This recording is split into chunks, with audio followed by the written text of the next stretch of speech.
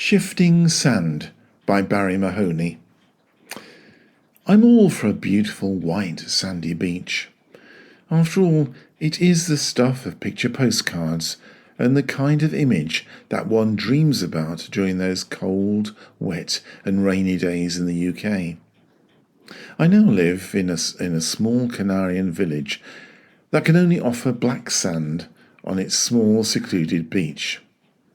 We live on a small volcanic island, and the geology of the area dictates the colour of the sand.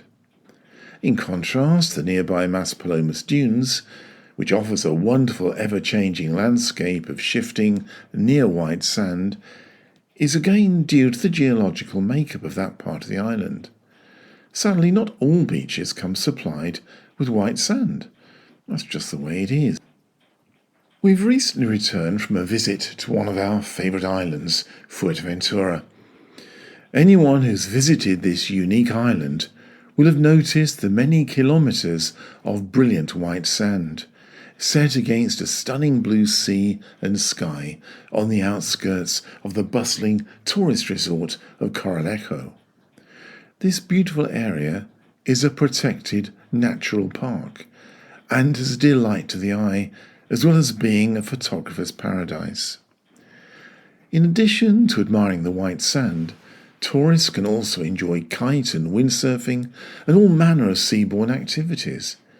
If all else fails, nothing beats an afternoon of relaxation, well away from the crowds, on a near-deserted, beautiful beach. The temptation to provide a white sandy beach to attract tourists is the reason why one of the timeshare companies in Gran Canaria has decided to transform what some may see as a rather dull, pebbly, but traditional Canarian cove into one of white sand, no doubt to match the blue sea and sky that many holidaymakers dream about. Despite nearly 25 years of protests from locals and environmentalists, permission has finally been granted, and the traditional pebbly beach has now been transformed into a gleaming mass of white sand, which has been paid for by the timeshare company. I won't mention its name because they tend to get a bit upset.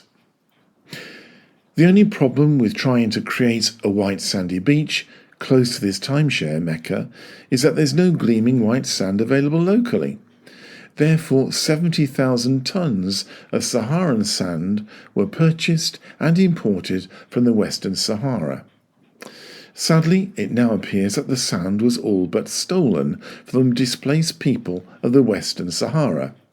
The Sahrawi people claim that they were not consulted, and that their natural resources were taken away from them without compensation or their permission. Recently, Sahrawi representatives arrived in the Canary Islands to complain that the act of removing the sand was both illegal and criminal, since it belonged to the Sahrawi people who were removed from the area by the Moroccan army after Spain abandoned its former colony some 40 years ago. Environmentalists have consistently warned of the dangers of transporting sand from other regions, since it brings with it the risk of importing non-indigenous species of life into the area, with unknown and unforeseen consequences. We also know from similar experiments on the island that moving sand in this way has caused tortoises, turtles, lizards, and many other creatures to be destroyed in the process of sucking up sand for transportation. Has anyone also considered the implications of shifting large quantities of alien sand upon other environmentally sensitive areas along the coastline? Meanwhile, the timeshare company has plans to develop the site even further by adding a marina and several hotels offering 5-star quality with a combined capacity of 7,500 beds. These plans are accompanied by the usual fine words of promise to create more jobs and prosperity for local people, which in reality it rarely does in the long term, since profits are quickly sucked out of the islands and into the coffers of large international conglomerates. It's a project that is unashamedly designed to transform a natural area into a tourist mecca, which indeed it will. In these times when the price of everything is fully costed, but the true value is ignored, there seems to have been very little consideration of the environmental costs and impact that such a development will cause. The planners and the suits have spoken, so I guess we will just have to get used to this willful destruction of yet another part of our beautiful island, even though a white sandy beach does look pretty. Now I'm just off to the black sand on our small village beach for a swim. It may be black, but at least I know that it is environmentally friendly. You have been listening to Shifting Sand by Barrie Mahoney, which is part of the Letters from the Atlantic series. If you'd like to find out more about myself and my books, please go to my website www.barriemahoney.com.